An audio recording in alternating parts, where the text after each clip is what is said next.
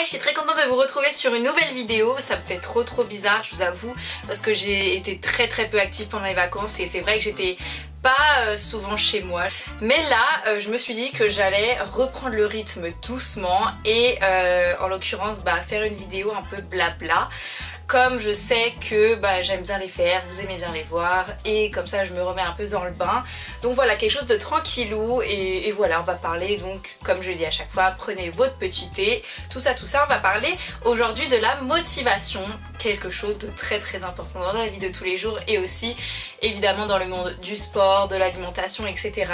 J'avais envie de parler de ça parce que c'est une question qu'on me pose, une des questions qu'on me pose le plus souvent et par mes abonnés mais aussi par mes proches, mes amis, et du coup je me suis dit je vais carrément dédier une vidéo à ça et même je crois qu'on m'avait demandé cette vidéo, donc je la fais aujourd'hui, à savoir comment gardes-tu la motivation, comment tu fais pour être motivé tout le temps, etc.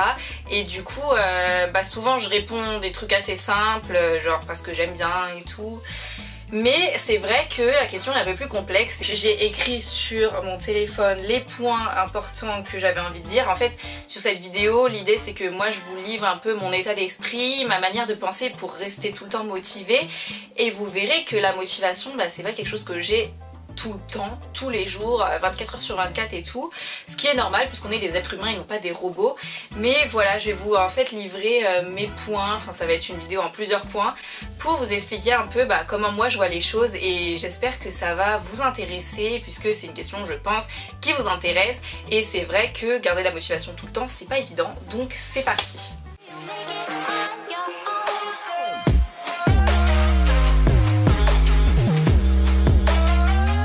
Comment tu fais pour être motivé? Par exemple, tu vas tout le temps à la salle de sport, etc. Comment tu fais? En fait, moi j'ai juste envie de rentrer chez moi et tout. Et c'est vrai qu'il y a eu des fois où j'avais vraiment juste envie de rentrer chez moi et tout. Mais la réponse que je donne le plus souvent c'est comment tu fais pour être motivé? Parce que j'aime ça en fait, tout simplement. Le sport c'est ce que j'aime en fait. Vous avez tous une passion je pense et si votre passion c'est le sport, et il se trouve que la motivation vous la trouvez obligatoirement. J'ai pas besoin de motivation pour aller faire du sport en général parce que c'est ce qui me motive. Des fois je me lève pour là pendant les vacances je me lève pour aller à la salle quoi, j'y vais, je me prépare, je vais à la salle. Le mental c'est hyper important. En fait je pense que tout est dans la tête, c'est à dire que des fois vous vous sentez pas ou vous avez pas trop envie, mais en fait dans votre tête vraiment votre mental est très puissant et va vous permettre de vous dire si j'ai envie de le faire je peux le faire et j'y vais en fait tout simplement. Tout se passe dans la tête.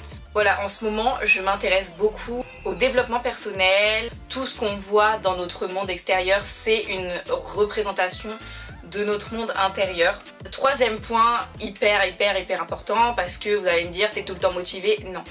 Il y a des fois où j'ai juste pas envie d'y aller. Je vais beaucoup parler du sport, d'aller à la salle dans cette vidéo parce que c'est sur quoi on est un peu orienté quand on pose cette question. Mais je peux vous dire que la motivation, voilà, c'est aussi quelque chose de notre quotidien, hein, tout simplement être motivé à aller au boulot, être motivé à faire telle ou telle tâche, je ne sais pas. Mais voilà, moi je vais beaucoup me raccrocher au sport parce que ça m'inspire en fait pour répondre, mais sinon voilà, la motivation c'est quelque chose d'universel qui est pas seulement pour un truc en fait. Donc des fois je n'ai pas la motivation, donc la motivation n'est pas toujours là. Mais le troisième point c'est du coup rigueur et habitude. C'est à dire que les jours où j'ai pas du tout la motivation, où j'ai vraiment pas envie par exemple d'aller à la salle, exemple parmi tant d'autres, c'est en fait ma rigueur et mon habitude qui va vraiment prendre le dessus. C'est à dire j'ai vraiment pas envie d'y aller, toutes les conditions sont réunies pour que j'ai pas envie d'y aller, le temps il fait trop moche, c'est pas du tout motivant, mon corps je me sens toute molle et tout, et puis je peux avoir quelques courbatures, je ne sais pas, mais vraiment la rigueur et l'habitude.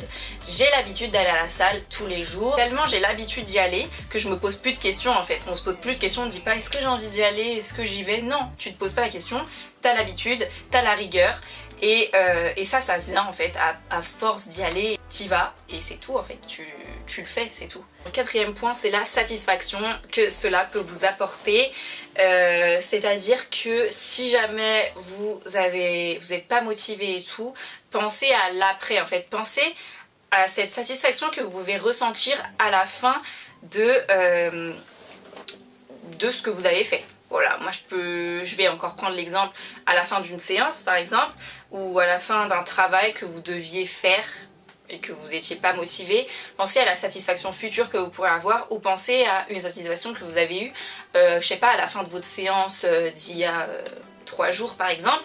À la fin de la séance vous êtes satisfait parce que vous dites je l'ai fait et voilà, il n'y avait pas de quoi en faire tout un plat ou quoi. Je l'ai fait, je suis satisfait, je me sens bien, surtout parce qu'à la fin on peut se sentir très bien. Le 5e point, ne pas réfléchir, ça rejoint un peu ce que j'avais dit. Voilà, au bout d'un moment vous réfléchissez pas, vous y allez. Et c'est tout en fait. Quand vous réfléchissez trop, c'est là que vous allez perdre toute motivation. Se donner des objectifs et être sûr de le vouloir, alors ça c'est un point hyper important, j'avais aussi entendu un podcast là-dessus. Se donner des objectifs c'est bien, et vouloir le faire et avoir la volonté c'est bien, mais les tenir c'est mieux en fait. Parce que des fois on croit vouloir quelque chose, on croit vouloir et pouvoir le faire, et au final on lâche, et bah ça c'est quand vous n'avez pas vraiment eu la vraie volonté. La vraie volonté, une fois que vous l'avez, par exemple, des fois on peut parler de déclic, quand vous l'avez, vous lâchez pas, vous allez jusqu'au bout. Alors que des fois vous avez un objectif, vous le donnez, vous dites ok je vais y aller, et vous lâchez quand même. Et bah ça c'est parce que vous n'avez pas eu vraiment la vraie volonté. La vraie volonté, voilà, comme je disais, quand vous l'avez, c'est jusqu'à la fin. C'est hyper important de pas seulement vouloir, il faut aussi agir, faut être prêt, tout simplement, ça rejoint aussi ça. Faut être prêt à, si on veut se donner des changements dans notre vie, il faut se motiver, mais aussi il faut être prêt à subir tout ce qu'on aura à subir, toutes les conséquences qu'il y aura, etc. Une fois qu'on est prêt et qu'on veut vraiment quelque chose, croyez-moi que vous ne lâcherez pas et que vous serez motivé. Là je vais parler de l'alimentation. Là on était plus du coup focus sport, là on est plus dans l'alimentation. Donc pareil, il y a les questions comment être motivé à bien manger, comment ne pas craquer, etc. en vacances ou quand vous allez à un tel événement, en anniversaire et tout. Donc faire un régime c'est le pire des trucs, parce que c'est là où vous allez trop vous restreindre et direct après vous allez reprendre au bout d'un moment. Maintenant on est en 2020, tout le monde le sait, le régime c'est pas quelque chose de bien. Au début, si vous avez la motivation d'arrêter tout ce qui est sucreries, soda, goûter, des petits grignotages par-ci par-là, c'est bien d'avoir cette volonté, mais n'allez pas trop vous restreindre. Alors il y a une différence entre arrêter les grignotages et vraiment arrêter tout plaisir, et ça franchement faut pas le faire direct évidemment. Pas tout arrêter d'un coup. Pensez du coup à la notion de cheat meal, où vous pouvez par exemple une fois par semaine, quand vous êtes motivé vraiment à manger clean toute la semaine, et vous faire un petit repas où vous vous faites plaisir. Voilà, c'est hyper important et c'est ce qu'on dit, voilà, c'est ce qu'on dit toujours, le cheat meal quand vous voulez commencer une diète ou faire attention à ce que vous mangez, pour éviter du coup d'être trop frustré et d'avoir de tout craquer au bout d'un moment et vraiment tout lâcher, manger n'importe quoi de nouveau, etc. Donc voilà, ne vous restreignez pas, je sais pas si c'est comme ça que ça se dit, il faut pas trop se restreindre en gros dès le début, parce que après ça va vous rattraper dans tous les cas. Soyez pas trop strict envers vous-même.